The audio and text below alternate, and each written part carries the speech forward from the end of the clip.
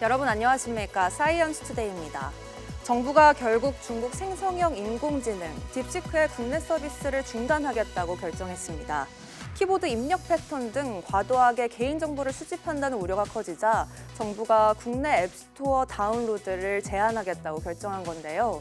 AI 안전성을 보장하기 위해선 신중한 접근과 적절한 규제가 중요해 보입니다. 오늘의 주요 뉴스 만나보시죠.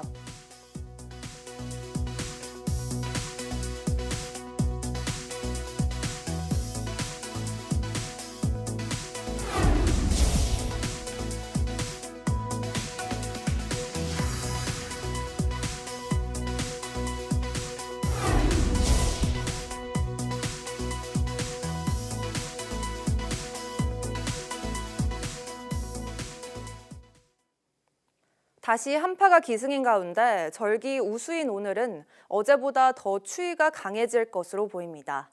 기상청은 북서쪽에서 찬 공기가 내려온 가운데 점점 더 강한 한기가 밀려와 오늘은 어제보다 기온이 3도에서 6도가량 더 낮아질 것으로 보인다고 밝혔습니다. 오늘 아침 최저기온이 영하 12도를 밑돈 강원 산간과 경북 북동 산간에는 한파주의보가 내려졌고 서울도 영하 5도까지 내려갔습니다. 한낮에도 찬 바람이 불면서 서울 1도, 대전과 광주 4도에 그치겠고 체감온도는 대부분 내륙에서 종일 영하권을 보이겠습니다. 강추위는 이번 주 내내 강도를 더해가며 이어지겠고 다음 주 초반쯤 평년 기온을 회복하며 누그러질 전망입니다. 제주의 봄을 알리는 새 복수초가 눈속을 뚫고 올라와 노란 꽃을 피웠습니다. 국립산림과학원은 지난 14일에 한라산 주변에서 새 복수초가 올해 처음으로 꽃을 피웠으며 이는 지난해보다 한 달가량 늦은 개화라고 밝혔습니다. 개화가 늦어진 건 2024년 12월에서 2025년 1월 제주도의 평균 기온이 7.47도로 전년도 같은 기간의 8.62도보다 1도가량 낮았기 때문으로 분석됐습니다. 반면 서울 홍릉숲의 복수초는 예년보다 2주 빠른 지난 3일에 꽃을 피웠는데 제주와 달리 서울은 올해 1월 평균 기온이 평년보다 1.5도 높았던 것이 원인으로 지목됐습니다. 산림과학원은 복수초와 새 복수초는 친척 관계지만 다른 종이라며 복수초는 내륙 전역에 널리 퍼져 있지만 새 복수초는 제주도와 부산 일부 지역에서만 자란다고 설명했습니다. 요즘 강원 동해안은 입이 큰 생선, 대구가 제철입니다. 원래 이맘때는 조업할 수 없는 금어기였는데 올해는 대구잡이가 가능해졌다고 하는데요. 왜 금어기가 풀렸는지 홍성욱 기자가 새벽 조업을 동행 취재했습니다. 동트기 전 파도를 가르고 바다로 달려가는 어선. 어장에 도착하자 선원들이 분주해집니다. 수심 70m에서 끌어올린 그물. 겨울철 몸값 높은 대구를 기다렸지만 첫 손님은 청어와 이면수어가 대부분. 바다가 심수를 부린 듯 높은 파도에 배가 심하게 출렁이지만 선원들은 쉴 틈이 없습니다. 아쉬움을 달래고 두 번째 그물을 들어올리자 주인공 입큰 생선 대구가 모습을 드러냅니다. 강원도 속초 앞바다에서 올라온 싱싱한 이 대구입니다. 크기가 이렇게 상당히 큰데 살도 통통하게 올랐습니다. 실한 대구가 줄줄이 올라오자 어민 얼굴에도 미소가 가득 퍼집니다. 큰 대구들이 좀 많이 들어왔고 또 대구가 많이 잡히는 것보다는 큰 대구들이 값이 워낙 좋게 나가기 때문에 힘든 시기에 저희 어업인 소득에 아주 도움이 크게 되고 있습니다. 조업을 마치고 돌아온 항포구. 대구가 잡혔다는 소식에 상인들은 일찌감치 마중 나왔습니다. 경매 시작과 동시에 날개도 친 듯 팔려나갑니다. 본래 대구는 1월 16일부터 2월 15일까지 한 달간 금어기나 그물에 걸리면 다시 바다로 돌려보내야 합니다. 어족자원 보호가 이유인데 수온이 상대적으로 찬 강원 동해안은 3월에 산란이 시작되는 현실을 고려해 자치단체가 해수부에 건의했고 금어기를 3월로 변경했습니다. 대구 금어기 조정으로 어획량이 많아지면서 많은 중매인분들이 많이 모이고 활기찬 모습으로 새벽마다 위판을 하고 있습니다. 수산시장도 모습을 감췄던 대구가 좌판에 올라왔습니다. 싱싱하고 저렴한 가격에 파는 사람도 사는 사람도 기분 좋습니다. 그래도 도움이 많이 되지요. 고기가 많은 게 없으니까 대구가 그래도 풀어줬으니까 도움이 많이 되지요. 네. 어민들의 현실적 요구에 자치단체와 정부가 화답한 결과입니다. 금어기 조정으로 대구 조업이 2월에도 가능해져 어업인 소득 향상에 도움이 될 것으로 기대합니다. 대구 금어기 조정으로 강원 동해안 겨울 항포구에 모처럼 활기가 넘치고 있습니다. YTN 홍석입니다. 정부가 올해 안에 고성능 그래픽 처리 장치 GPU 10,000장을 확보해 국가 AI 컴퓨팅 센터 서비스를 조기 시작하기로 했습니다. 최상목 대통령 권한대행은 어제 오후 정부 서울청사에서 열린 제3차 AI 컴퓨팅 인프라 특별위원회에서 이같이 밝히고 내년 상반기까지 고성능 AI 반도체 8,000장을 추가로 들여와 슈퍼컴퓨터 6호기를 구축에 활용하겠다고 밝혔습니다. 이날 회의에서는 국가 AI 컴퓨팅 센터 구축 실행 계획과 관련해 주요 사업의 경과 등이 논의됐습니다. 정부는 기술과 시장의 빠른 변화로 AI 컴퓨팅 인프라의 적정 투자 규모를 사전에 정확히 예측하기 어려운 만큼 앞으로 AI 컴퓨팅 인프라 특별위원회에서 수시로 상황을 점검하며 유연하게 대응할 계획입니다.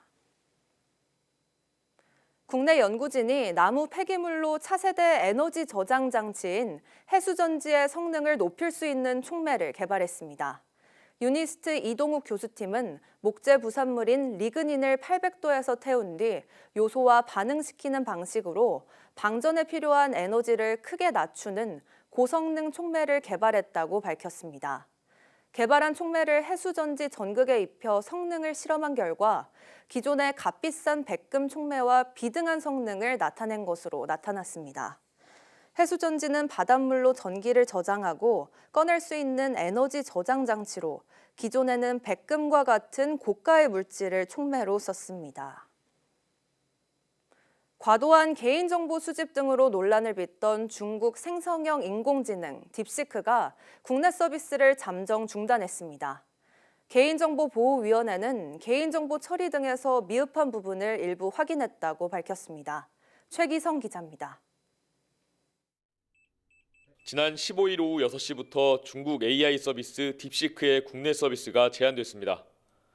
애플 앱스토어와 구글 플레이 스토어를 포함한 국내 모든 앱마켓에선 딥시크 앱을 새로 내려받을 수 없게 됐습니다. 이번 조치는 개인정보 침해 문제를 우려한 한국 정부 요청으로 이뤄졌습니다. 자체 분석 결과 국내 원론 등에서 지적된 제3사업자와 통신 기능, 개인정보 처리 방침상 미흡한 부분이 있음을 일부 확인하였습니다. 기존 앱 이용자와 웹서비스 이용은 제한되진 않습니다. 다만 개인정보위는 개인정보를 입력하지 않는 등 주의해서 사용해달라고 당부했습니다. 이미 다운로드 받아서 사용하시는 분들이나 그 인터넷을 통해 이용하시는 분들은 이런 위험성이 있으니 신중히 이용을 해주십사 당부드리는 거고. 딥시크 서비스는 국내법에 맞는 개선과 보완이 이뤄진 뒤 재개될 전망입니다.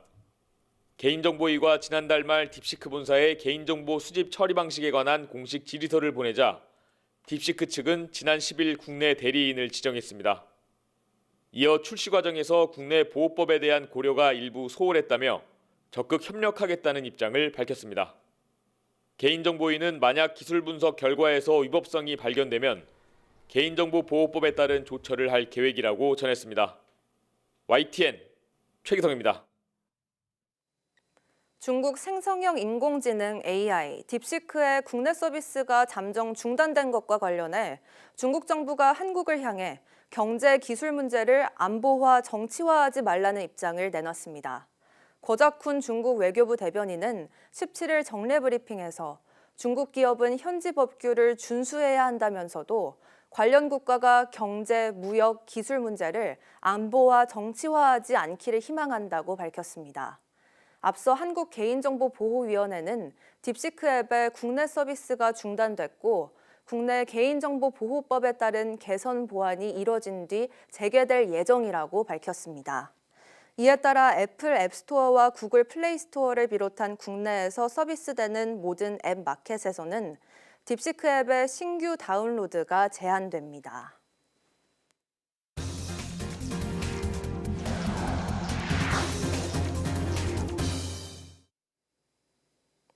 강력한 겨울 폭풍이 미국을 강타했습니다. 켄터키주에서는 쏟아진 폭우로 홍수가 발생해 인명피해가 속출했고 북부에는 영하 34도 이하의 살인적 한파가 예고됐습니다. 윤현숙 기자가 보도합니다. 미국 켄터키주의 한 도시. 폭우로 불어난 물이 도로를 덮칩니다. 차들이 우왕좌왕하는 사이 불과 1시간도 안 돼 도로는 완전히 물에 잠깁니다.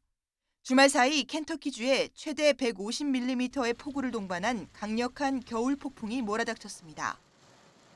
7살 아이와 엄마가 함께 타고 있던 차량이 급류에 휩쓸려 2명이 숨지는 등 인명피해가 잇따랐습니다. I think everybody missed the mark because it's supposed to crest at 26 feet and it gets 30.5 feet. 주택과 도로가 침수되고 정전 속에 수백 명의 발이 묶인 가운데 도널드 트럼프 대통령은 켄터키주를 재난지역으로 선포했습니다.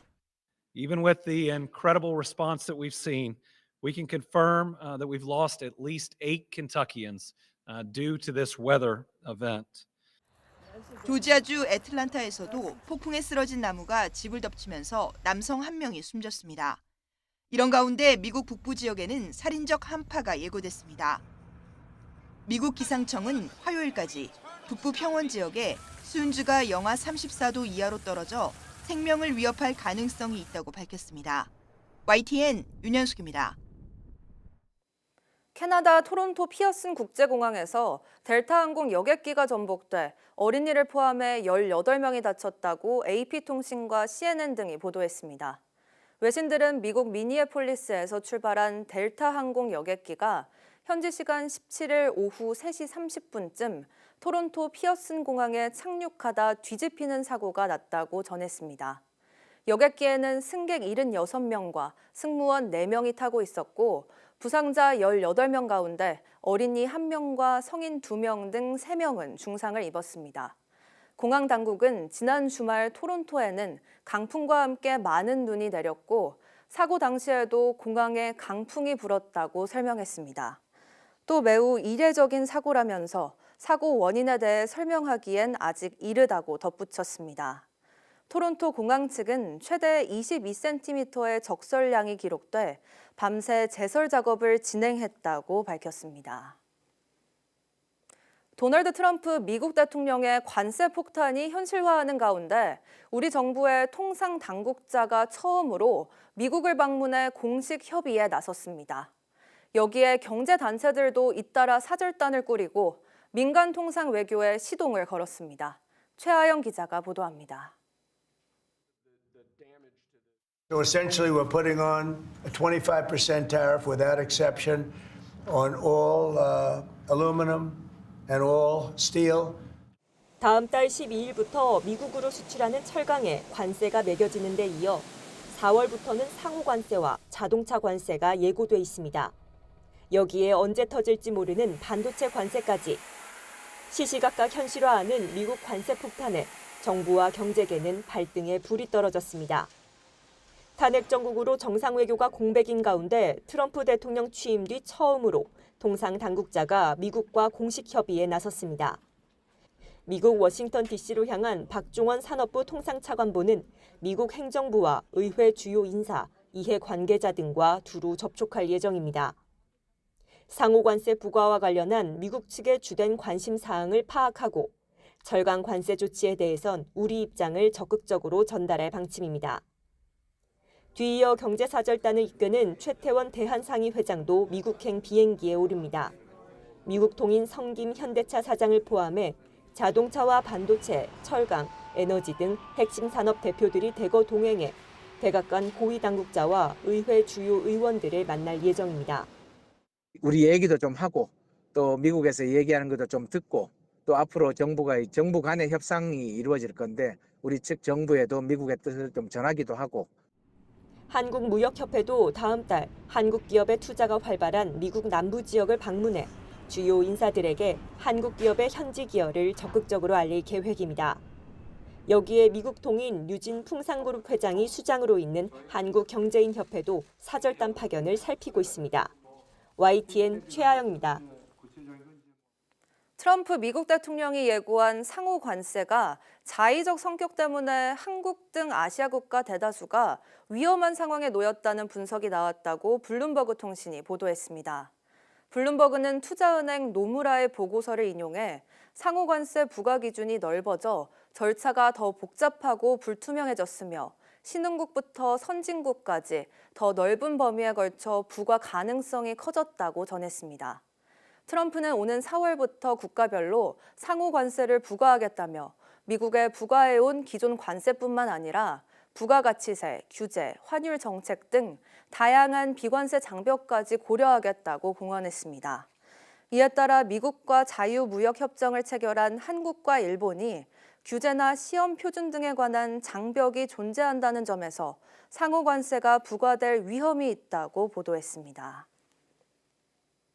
도널드 트럼프 미 대통령이 유럽연합, EU에 부과하겠다는 보편 또는 상호 관세 대상에 포도주도 포함될 가능성에 미국에서 수입해가는 포도주 양이 급증했습니다. 관세 폭탄이 수입을 막는 관세 장벽이 아니라 수입을 부추기는 빨대 작용을 하게 된 건데 왜 이런 현상이 나타난 걸까요? 황보선 기자가 설명해 드립니다. 새 미국 대통령이 결정난 지난해 11월은 이탈리아 포도주 무역 사상 특이한 달이 됐습니다. 전례 없이 미국행 포도주 수출량이 무려 41% 솟은 겁니다.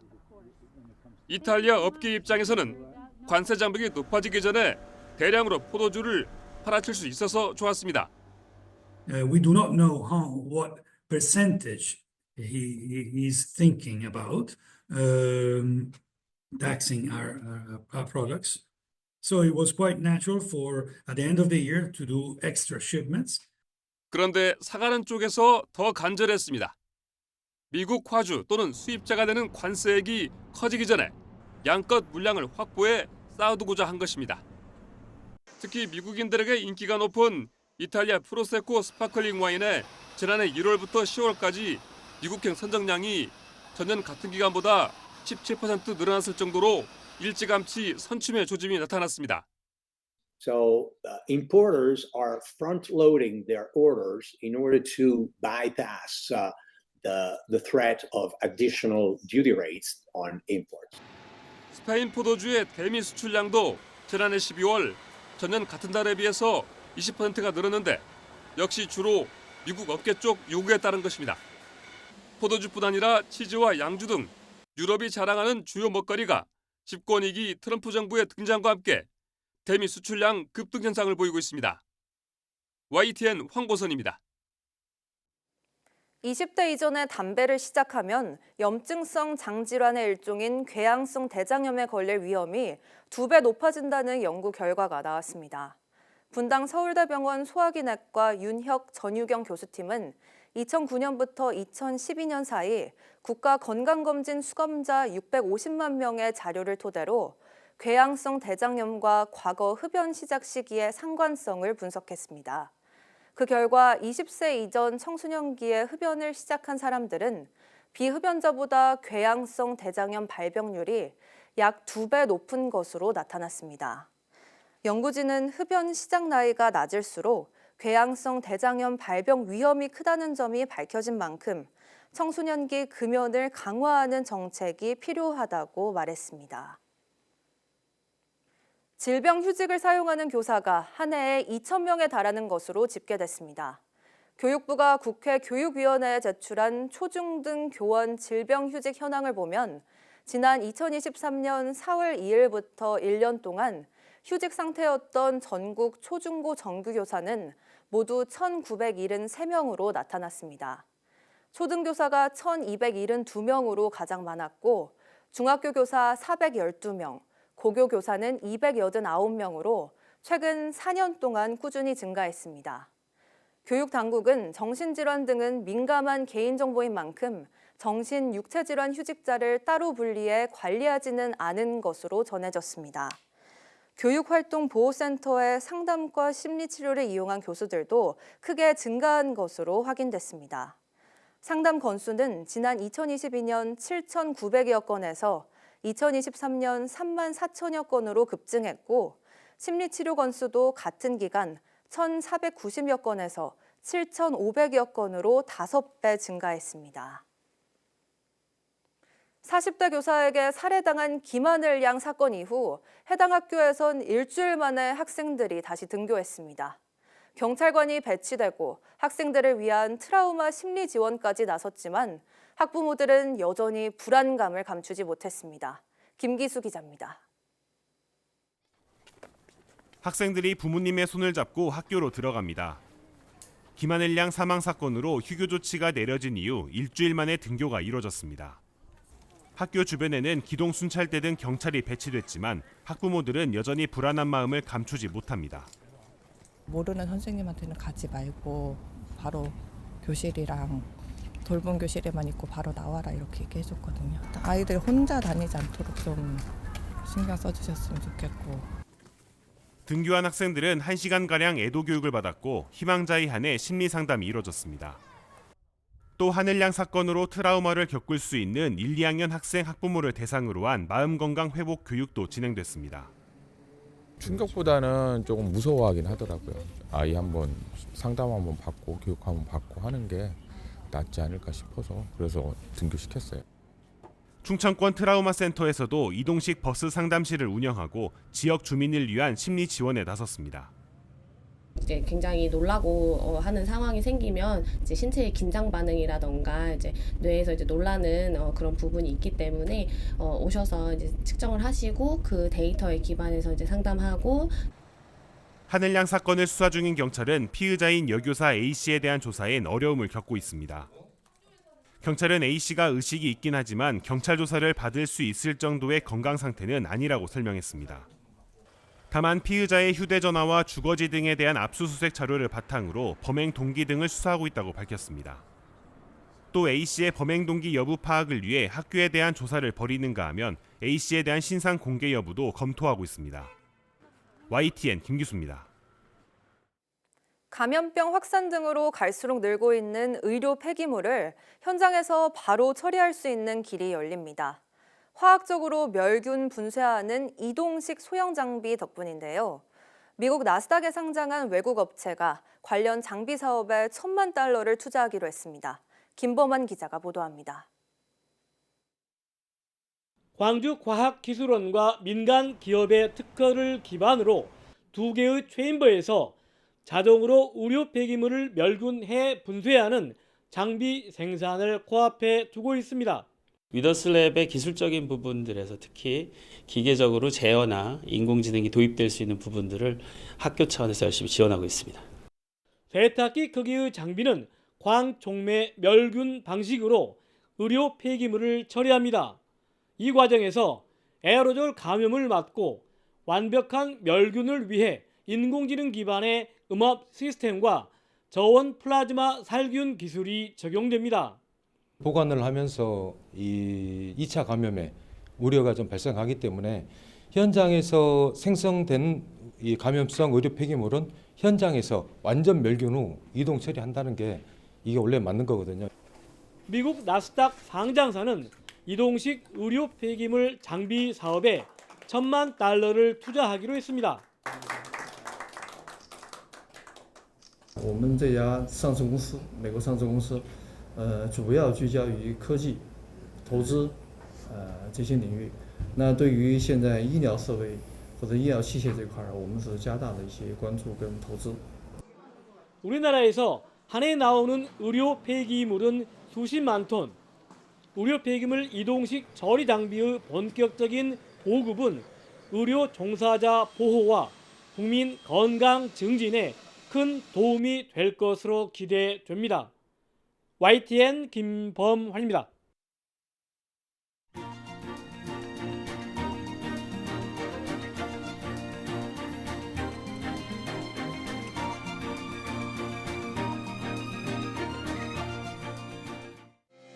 (2월 18일) 오전 사이언스 투데이 마칩니다.